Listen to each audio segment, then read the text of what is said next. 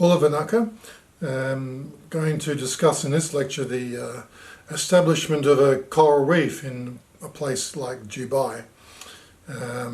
So first of all, some students talked too much about the money side of it, so it's not really the question here. The question is really about explaining the environmental conditions and what's required to construct a coral reef. So we're not really interested in the money. And to be honest, in Dubai, money is not a problem. They can build things that virtually nowhere else in the world can build. So let's have a look at the, if you were asked as a biologist, what's sort of some of the things you might want to think about in your answer. Well, first of all, you're going to need to have a healthy reef. So let's start off with a healthy reef. So excuse my back to you there. So we'll try and do a concept map here, and we'll sort of build on it and talk about it. So that's what we want to achieve, is a healthy reef. That's what divers are going to pay big money to hop in the water and have a look at a healthy reef, and presumably some fish. So there's a couple of key elements to this. First of all, we need to have an environment. So we're going to have an environment, and I'll shorten it down to environ. We need a healthy environment. It's going to be suitable for corals. So for that, there's a number of things that need to feed into it, and most of you got these pretty good. Temperature, for instance. I'm just going to write temperature, and that's going to feed to make a healthy environment. It can't be too cold and it can't be too hot either. We need enough light. It's not going to grow in the shade, or it's not going to grow in the latitudes where there's not enough sunlight. Just doesn't happen. We're going to need some clean seawater. Just put here clean water. And what I mean by this is, if it's full of pollutants and plastics and logs and rubbish and sand and silt, the corals are always going to struggle. So the water needs to be pretty pristine, pretty clear. Also, the divers don't want to be diving in dirty water.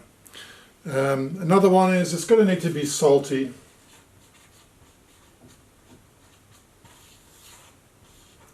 And if you put your reef, your artificial reef, too near a river mouth, it's going to get flushes of fresh water coming out, and that's going to kill the reef pretty quick. In Dubai, there's not many rivers around. Actually, it's pretty much just desert. I've been there. It really is just literally the sand and then the ocean. But it needs to make sure that there's enough salt to support the growth of these corals. We also need some calcium carbonate.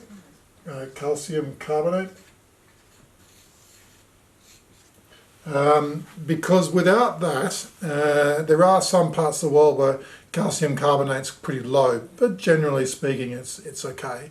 But if it's low, the corals are not going to be able to get the calcium to build their skeletons, and that's going to be a short-term venture. Another thing is we need a low pollution.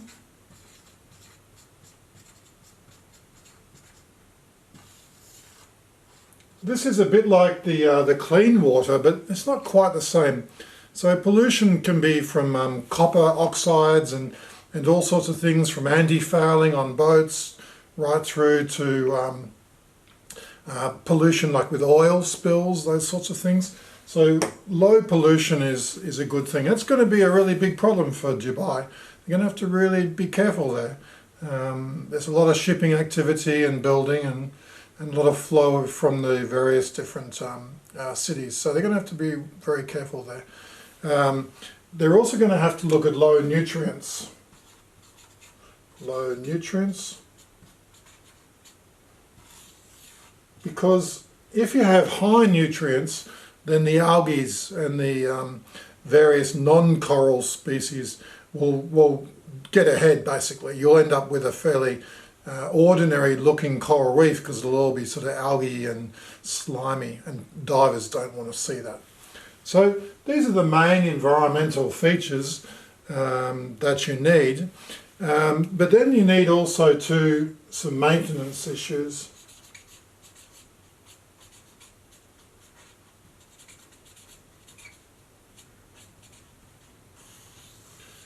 So it's all very well to have an environment, but you've got to be able to maintain the corals as well. So there's some things that can be useful there. You can have fish. They're great at nibbling away and doing a lot of the maintenance that you see around the place. And then they need some invertebrates.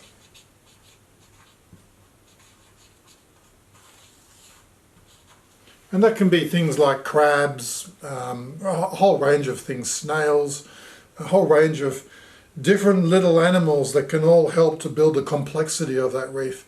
Just having corals doesn't work that well. You need starfish and all sorts of animals to sort of build a complex ecosystem up, which allows the corals to remain healthy.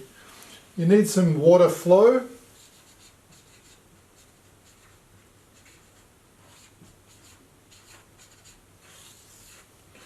If the water just sits there and it's really still, a lot of these problems in the environment are going to be sort of exacerbated and they're going to get worse. So we need a little bit of flow. A tidal flow is fine, or something which allows the water to sort of move and keep the corals healthy. They don't like just sitting in stagnant water. You'll see a lot of aquariums around the world. They have big systems to flush the water through their aquariums. They don't let the water just sit there. Okay, we also need to make sure that it's sheltered.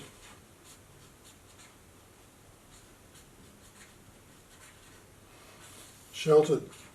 Now I've put shelter here and without specifying from what, but I'm really talking here sheltered from, it's right through from cyclones to wave action. If it's too much wave action, you're going to struggle to build a reef. It needs to be deep enough to be sheltered from the storms above, but also at the same time, being able to have a flow of water, but not so that it's going to rip the corals apart. And a lot of the corals are going to be fairly sensitive. So a lot of the really nice coral reefs are built behind islands, for example, like at Leluvia, where the corals are sitting in a nice and sheltered place. Another thing for a healthy reef is we're going to need a substrate.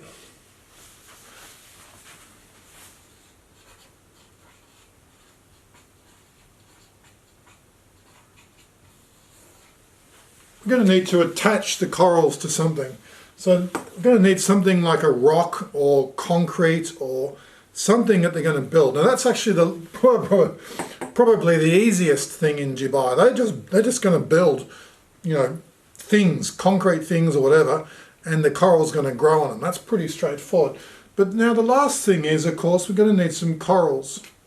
And to get corals, essentially, we need some recruitment process. So I'm going to put here recruit. And that might be translocation, or it may be larvae. Larvae.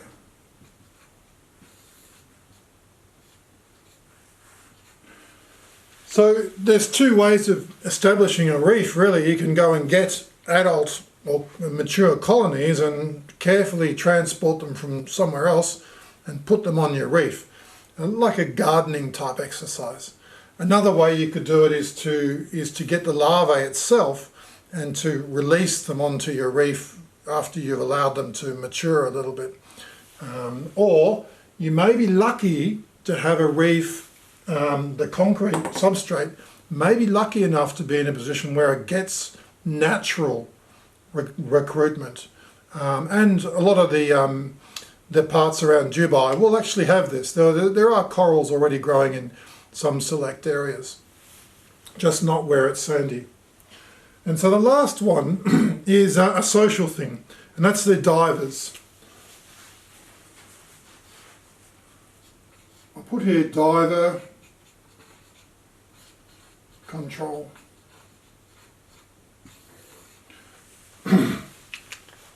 There's no point spending millions of dollars building a reef and then divers come along with their fins and smash it and knock it down the corals, and the poor things are trying to grow and you keep damaging them.